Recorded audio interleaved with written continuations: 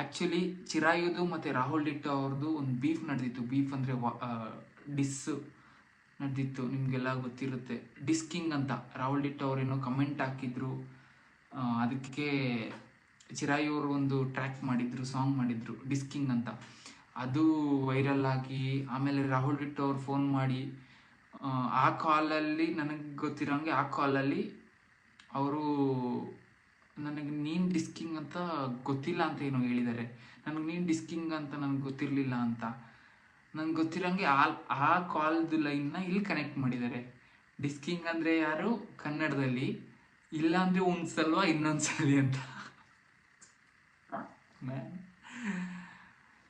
ಏನು line grow ಫಾಕ್, ಇಲ್ಲಾಂದರೆ ಒಂದು ಸಲ ಇನ್ನೊಂದು ಸಲ ಅಂತ. ಅಂದರೆ ಆಲ್ರೆಡಿ ಒಂದು ಸಲ ಡಿಸ್ಕಿಂಗ್ ಟ್ರ್ಯಾಕಲ್ಲೇ ಉಣಿಸ್ಬಿಟ್ಟಿದ್ದಾರೆ.